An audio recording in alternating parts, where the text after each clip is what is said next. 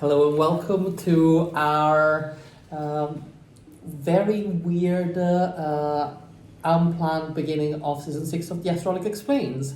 It's going to be a Video diary of us chasing the eclipse, the April 8th, 2024 total AKA solar eclipse. Alfredo descending into madness. Yes, so this part of the episode is the day before. I am going a little bit crazy because weather forecast is on the positive side, better than in a lot of other places, but it's still very variable. So it's going to be a bit of a lottery if tomorrow we're going to see something. I'm hopeful. I think it's going to be fine. Well, I'm based on vibes. Vibes are good, but yes, if you are just listening to it and you're not doing the video part, it's going to be easier because you're not going to see all the transitional clothes and the crazier and crazier it gets as we go on. Do you want to tell them what you've been doing? Yes. Every half an hour? Yes, I've been checking this app that predicts the distribution of clouds over any location on the planet. And there's something that Chris doesn't know, because as soon as we landed in Mazatlan, so at 22 hours to the eclipse, the app stopped working. Oh, that's exciting.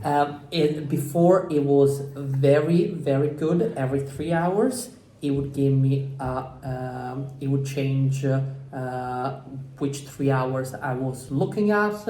It would update.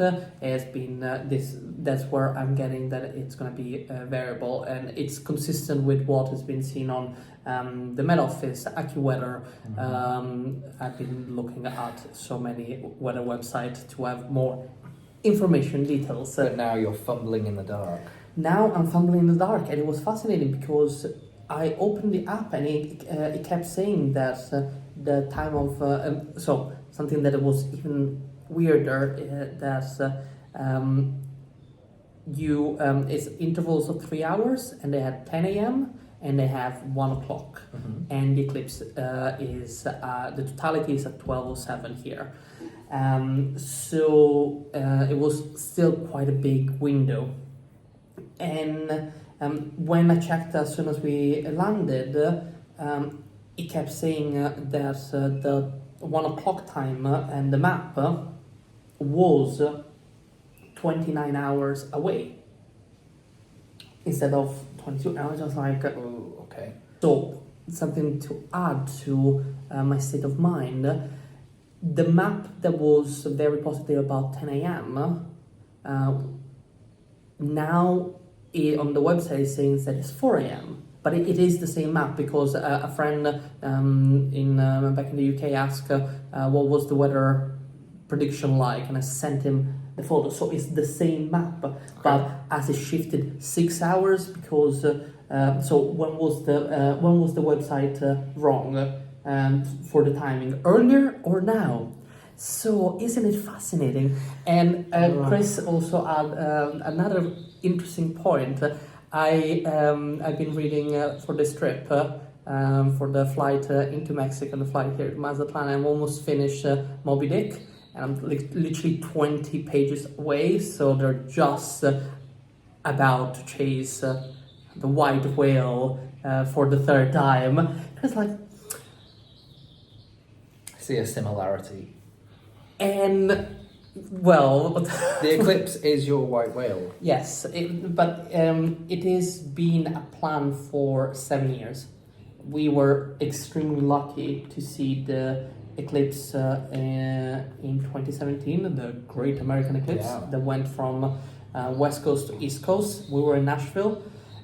We were extremely lucky because it got cloudy literally just as it was total. And we jumped in our car. We had a lovely spot to see the eclipse.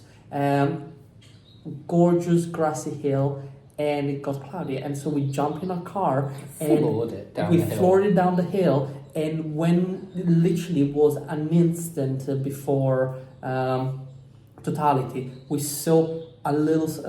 It was a god ray. It was like one of those beams of light that came through the clouds into a car park on the side of the road. And I was like, there! And literally, I just were into the car park and we threw ourselves to the ground to see it. And it was incredible. It was absolutely fantastic. And it was quite short. Total was supposed to be 1 minute 20, but then it got really cloudy, so we got about 40 seconds. But it was incredible. And this is why we decided to do it again. And yes, so this is going to be the preamble, I think. We are quite... we are just about to go out and scout out some locations as to where we can actually see it from. There's miles and miles of beach on Mazatlan. Yeah, 11 kilometers of free beach. So I think we're going to find a space. Yeah, I'm sure that we will. The world has descended on Mazatlan as the first place the eclipse touches mainland. We were in the taxi from the airport with a guy that decided to just jump on a plane, and I'm not booking for an accommodation for tonight. So he's probably going to sleep on the beach unless he can find somewhere. Yeah, I'd be surprised if he does. Yeah, he will. He'll find somewhere, I'm sure. But yes, so we are very excited, and this is the beginning.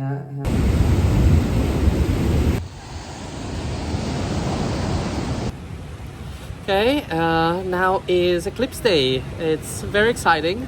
We're hiding in the shade. We're hiding in the shade because we're on the beach. Yes. And 3 hours early. 3 hours early. As is tradition. As is tradition. We like to be early. And the weather is very variable. There is a lot of blue, but there's also a lot of clouds. There's a few clouds, but we tried out the eclipse glasses and it was fine. Yeah. At the moment it's fine. But this thing is the fact that totality, you don't need the glasses, so you don't need to have any clouds. But I think we can get some good. I'm sure that we're gonna get some good partial views and videos and everything. Hopefully. Who knows about totality? But we will update as we get closer to the time. Okay, as you see, the sky, it's very variable. It's working. But it's working. We can see. We can see it. We have a special glasses. Yeah, partiality. I don't think I can show you, but hey, maybe we can put the images of partiality over this bit. So go It's check the video if you're just listening as a podcast. You can go and check the video as well.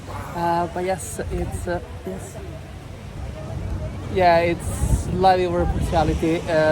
Slightly over half of partiality, and it's still quite cloudy. So who knows what's gonna happen? It's but gonna be fine. With let's hope. Okay. Oh, Chris, look at the sea. The birds are going to sleep. And we see the shadow coming in. It's sunset in every direction. And above us, the most incredible spectacle. But this is incredible. I'm so happy. The shadow that we see now leaving is moving at thousands of kilometers per second. Absolutely fantastic. We did it. Yeah, well, you've seen the footage and if you haven't seen the footage because you're just listening to it as a podcast, you heard me just going mad. I should have filmed you sobbing and shaking on the floor. Yeah, I'm sure you can hear that I'm sobbing in the previous clips. It's been incredible. Lucky. Yes. Because the clouds arrived very thick enough to be concerning just 10 minutes, 20 minutes before. I had a good feeling. No, you're right. Feeling. But the clouds arrived. There are stories of me online just telling them to fuck off. But it was great. It was easily the best one I've ever seen. Yes, same. We're very lucky. The sun is very close to the maximum.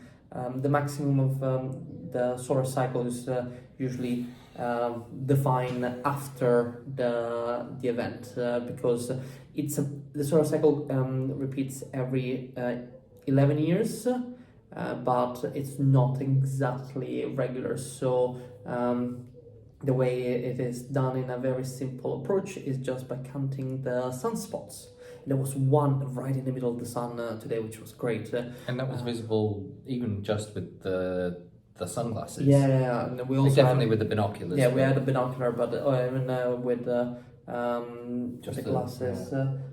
Yes, and so then the solar cycle, and just by counting the number of spots, and so the minimum is when for a while there's been 0 spots, and the maximum is when it reach maximum number of spots. But obviously, you don't know the maximum number until it has passed. But so it's very close. It could be happening right now. It could be in a few months. We don't think it's going to be more than October, the maximum. And so the corona was super active. It was very bright. It was changing from one photo to the next. You can see the change. You can see the pink streamers. This structure comes out from the sun. We saw the diamond. It was just incredible. It really was.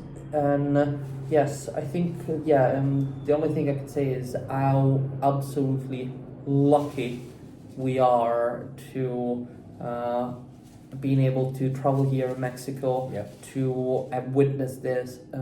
It's just been fantastic. It has. Are you feeling much calmer? I am feeling. Well, I'm not spiraling anymore, but now don't feel calm. No, I don't feel calm. I just feel like ecstatic. It's seriously for me. This is as close as a religious experience as you get. It is absolutely extraordinary, and the fact that we saw it for like 4 minutes, 20, I think, and it was just not enough. So we look forward to be in Spain in 2026, and then in Luxor in 2027, where it's going to be 6 minutes and a half, I think. And yes, that's going to be great. That's the one I'm really looking forward to. Eclipse. I'm looking forward to all of them. The one that's going to be more complicated is the third in our list, 2028, because it's going to be annular. So it's the Ring of Fire eclipse, which I've now never seen. Never seen a Ring of Fire eclipse, and it's going to be ending through Portugal and Spain. But it's going to be in February, so weather is going to be a little bit more. But we'll see. We'll wake up early, just like today. Please don't start checking the weather already. No, but it might be worth looking at where is, on average, has the clearest February between southern Portugal and southern Spain. Or maybe I'm just going to get spiraling for 2026 begins already. No. 2026 is fine. It's 12th of August. I'm going to be on the southern coast of Spain. Join us there. Egypt, 2nd of August 2027. Also, I think that's gonna be fine. That's gonna be fine. It's the February 2028 that might be a bit. Okay. Spiraling for 2028 begins now. Exactly. Like, why not?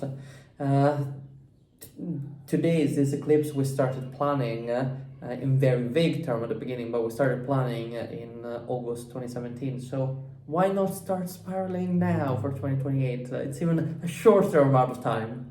Thank you for joining us on our first episode of season 6 of The Astraholic. That was completely unprompted because we have the rest of the season done. So from 2 weeks' time on regular delivery of episodes, and we have a fantastic season for you, which will continue to travel the world, and we will answer several questions from the audience. So very excited. Thank you very much for taking part in our little Eclipse adventure. And if you have any question for the astrologic, just send them in.